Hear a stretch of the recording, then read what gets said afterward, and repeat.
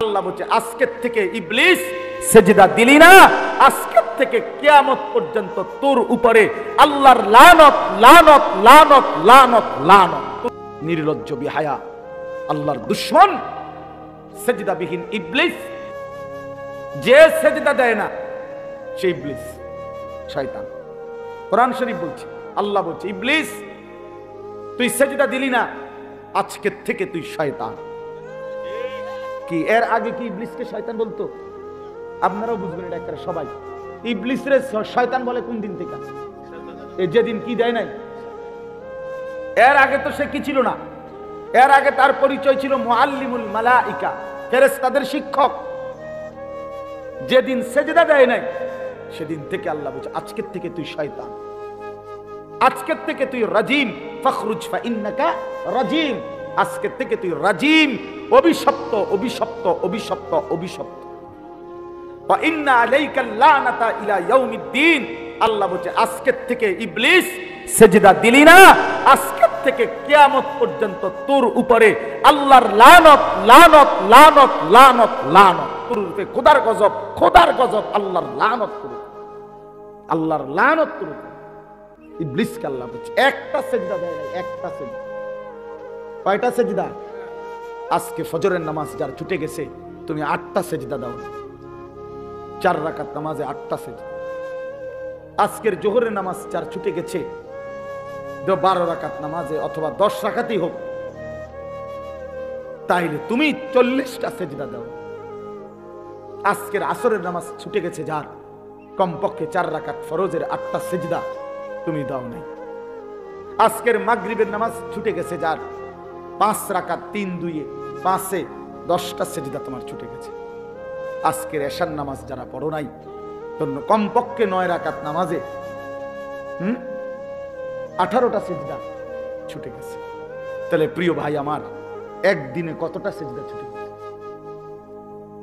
তো একটি সেজদার কারণে যদি আল্লাহ কোরআনে বলছে ওয়া ইন্না আলাইকাল লানাতা ইলা ইয়াউমিদ্দিন, তোমার উপরে কিয়ামত পর্যন্ত আমি আল্লাহর লানত, তাহলে আজকের এতগুলো সেজদা ছুটে গেলে তোমার উপরে কি পরিমাণ লানত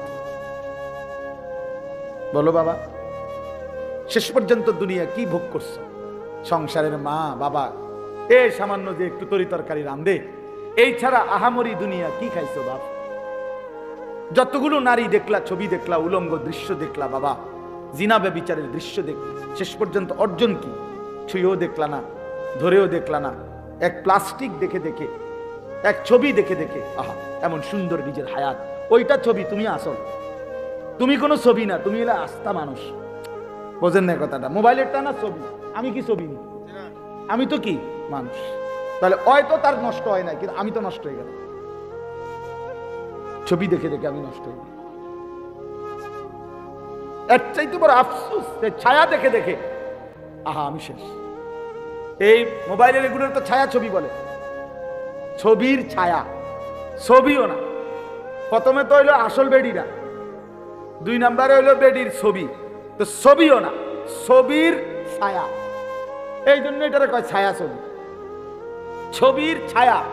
তো এক ছায়া দেখে দেখে আহা আমি জিন্দেগি শেষ করে দিলাম, শরীরও নষ্ট করে ফেললাম, আখিরাতও বরবাদ করে দিলাম। এর চাইতে বোকা, আহাম্মক, বেওকুফ, পাগল, মাতাল, তার সিরা আর কে হইতে পারে? এইভাবে নষ্ট হয়ে গেল।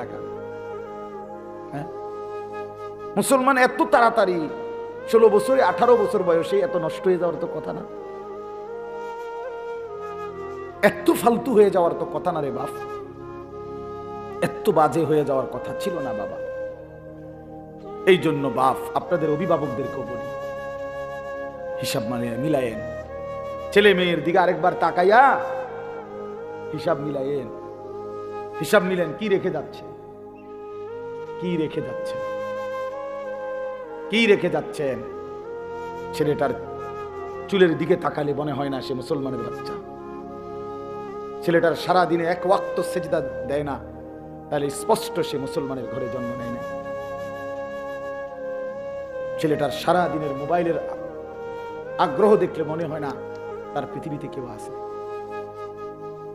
তাহলে এমন নাফরমান সন্তান রেখে যে বাবা কবরে যাচ্ছেন, আহা আপনার কবর কি হবে, ছেলের কবর কি হবে? এমন নাফরমান বিবি রেখে, মেয়ে রেখে যে মা কবরে যাচ্ছেন, আপনার কবর কি হবে, ছেলের কবর, মেয়ের কবর কি হবে?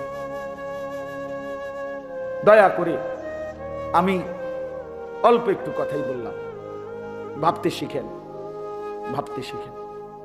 ছেলেরা তোমরাও ভাইবো বাবা, নিজেরে এত অল্প বয়সে নষ্ট করে দিও না বাপ। এত কম বয়সে মানুষ এত পচে যায় না। তোমাদের অধিকাংশ ছেলের চেহারা দেখলেই বোঝা যায় বেনামাজি তোমরা। চেহারাটা দেখলেই বোঝা যায় বাপ, চেহারার মধ্যে কোনো দয়া মায়া আদর সোহাগ বলতে কিচ্ছু। চেহারা দেখলেই বোঝা যায় বাপ। আমি যদি বলো আমি দাঁড় করাই বেনামাজি, ইনশাআল্লাহ দেখবা যে 100 জন দাঁড় করাইলে 98 জন ভুল হবে না, হয়তো 2 জন ভুল হতে পারে। অসভ্যরে দেখলেই চিনা যায়, এক চাইতে মাতাল আর কি। বলো বাপ একটা ছেলে বুঝছে, একজন, কোনো অসুবিধা নেই। আমি সংখ্যার কাঙ্গালি করি না, কোনোদিনও না। ছোট বড় কোনো মাহফিল হিসাব করি না, সুযোগ মিললেই হয়েছে। ডেট দিতে আমার কষ্ট হয়, অনেক চাপাচাপি, এই এর দূরে, কিন্তু আমি ছোট বড় কোনো পরোয়া করি না, আল্লাহর জন্যই বলতে চেষ্টা করি। এই জন্য বন্ধু আমার, প্রিয় ভাই আমার ছেলেরা, আমার বাবারা হিসাব মিলাইয়েন, কি রেখে যাচ্ছে।